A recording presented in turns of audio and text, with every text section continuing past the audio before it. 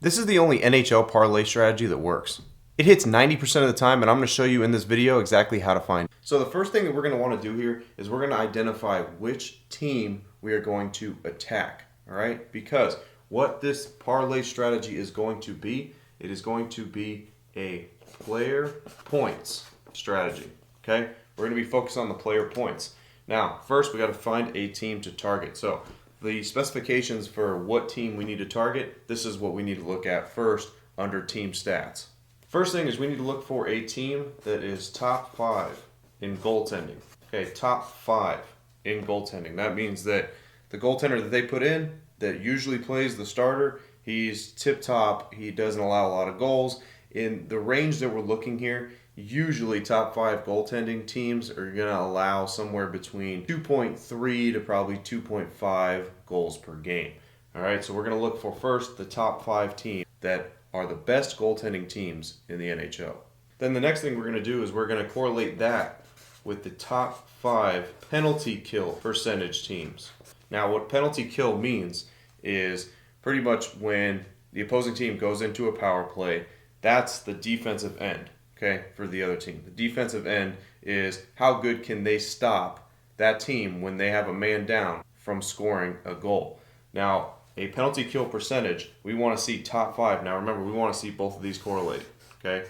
So they have to be top 5 in goaltending and top 5 in penalty kill percentage. Now, top 5 in penalty kill percentage is going to range probably from about like 85% to 90%.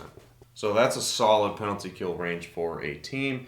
And then, like I said, top 5 for goaltending should range probably from like 2.30 to about 2.50 to be a pretty good team that doesn't allow a lot of goals. So right now, we're looking for a matchup where we have a team that if they go into power play mode, the opposing team does, they should shut them down pretty decently and not allow a goal just based off of their penalty kill percentage. But then on top of that, they have top tier goaltending as well, to where the goaltender shouldn't let a goal pass. So we got kind of a double whammy there defensively, and that's what we're looking for. Now, you're not going to find a ton of these on any given day. Okay, you probably will find maybe one or two. Maybe one or two, okay? You're not going to find a crazy amount of these on any given day because the stipulations that we're putting in place here, you're not going to find many teams that have that are going to be top 5 in goaltending and top 5 penalty kill percentage. But now, once you do, and I'm going to give you guys an example a little bit later in this video of how that actually looks and kind of simulate going through one of those plays.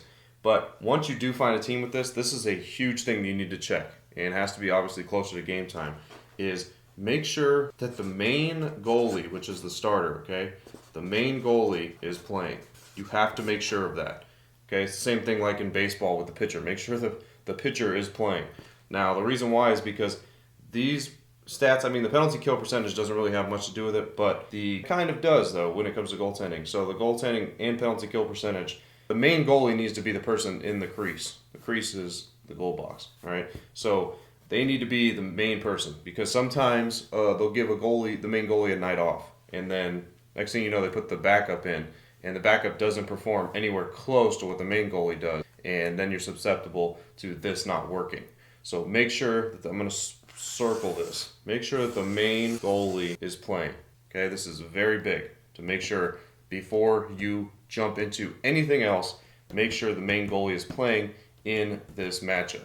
Now, the next thing we have to focus on what players we are going to be checking on their percentages. So what you're going to look at here is we want to look at the power play line, number 2. Okay, number 2, which is the second option power play line. So if the team does go into a power play mode, they're not putting their best players, right? We're not going to have the players that are their best on the power line out first. We're not going to have that. We're having their second line, okay? That's the line they go to when that first line can't get nothing done.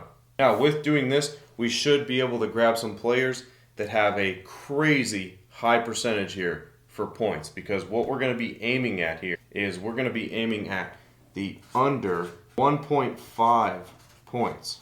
This means that not only do they have to score 1 goal or assist, they have to score 2 of them, and they're second on that line. Okay, so they're not the main people that are going to be in when that team goes into power play. So it's hard enough in the NHL to just get a goal or an assist, but now if we're talking about they have to get two and they're not the main players on the team and are not the players that are getting the most ice time, our probability completely skyrockets. And I'm going to show you exactly how that works with an example. Now, if you guys want to bypass all these strategies and you just want the plays sent to you every single day, make sure you guys click the link in the description. So the example that we're going to use here is going to be the St. Louis Blues. Let's say, for example, they are going against a team that is top 5 in goaltending and top 5 in penalty kill percentage. So what we need to do is we need to identify their power play 2 line. The power play 2 line is what we're going to list. We're going to list the players off their second line in the power play. So let's go ahead and list those down. We got Holloway, we got Falk, and we got Suter. So now what we're going to do here is we're going to get their odds and their probabilities. So let's find what their true probabilities are of them being able to get 2 points. Remember, because I'm going to write this down again. We're looking at the under 1.5 points. So they have to get 2 points to beat us here.